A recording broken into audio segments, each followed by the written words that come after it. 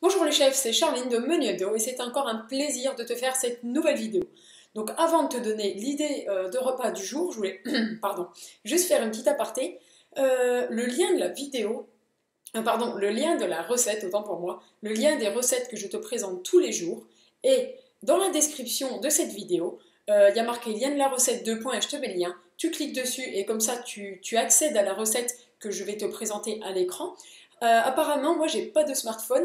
Apparemment, sur les smartphones, il faut cliquer sur un petit bouton qui fait défiler, je pense, la description de la vidéo dans lequel tu trouveras le lien. Donc même si tu regardes cette vidéo sur smartphone, sur tablette, sur ordinateur, partout, sache que tu as forcément accès au lien de la recette parce que bien sûr, voilà, je t'invite vraiment à aller sur le site où il y a la recette. Pourquoi? Parce que ça fait une visite à la personne qui a le blog. Qui dit visite dit trafic, qui dit trafic dit peut-être revenu, dit potentiel pour monétiser le blog et tout ça et tout ça. Comme ça, au moins, ces gens-là, ils donnent des bonnes recettes sur leur blog, ils font des magnifiques photos, ça leur demande du temps, ça leur demande un investissement sûrement en appareil photo, des choses comme ça.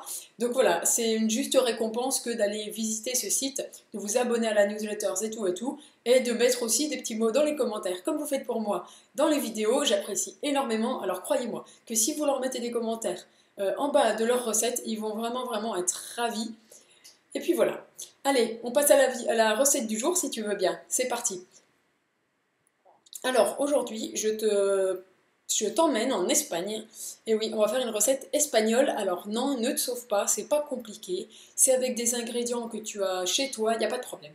Alors, ça s'appelle les empanadas. J'espère que je prononce bien parce que voilà, s'il y a des Espagnols parmi vous qui écoutent mes vidéos, ben, n'hésitez pas à me dire dans les commentaires comment ça se prononce. Moi, de souvenir de mon espagnol de collège et de lycée, ça se dit espanadas, mais bon, il faut vérifier. Alors, en français, ça donne tout simplement un chausson farci. Là, ça va, l'accent, je maîtrise. Alors, la recette, elle est super bien expliquée, tu as les ingrédients, tu as tout qui est expliqué, donc je ne vais pas revenir dessus. Par contre, j'aime bien faire ces petits chaussons farcis, en fait, avec les restes. Donc, tu sais, hier, on a fait le poisson aux pommes de terre. S'il t'en reste, tu peux en faire, par exemple, quelques-uns au bœuf haché aujourd'hui, et tu peux en faire quelques-uns avec avec le poisson et les pommes de terre d'hier. Ce qu'il faut faire attention, c'est que dans ton chausson, il faut pas mettre une farce trop liquide. Parce que si ta farce est trop humide ou trop liquide, ben en fait, ça va mouiller ta pâte feuilletée, et ta pâte feuilletée, elle cuira jamais. Voilà, sache que voilà, ta farce, c'est un peu comme la tarte. Si tu veux bien cuire un fond de tarte, il faut que ton appareil à tarte, tes légumes, tes choses comme ça soit pas trop humide. Bah là, c'est pareil. Dans ton chausson, ne mets pas des choses humides et tu verras vraiment, tout se passera bien. Alors, soit tu peux faire la pâte feuilletée, moi je trouve que c'est vraiment trop galère, soit tu peux en acheter, je trouve que c'est vraiment pas bon. Sinon, tu peux faire une pâte brisée tout simplement. Voilà, la pâte que tu as l'habitude de la faire pour les tartes, ça marche aussi pour les chaussons.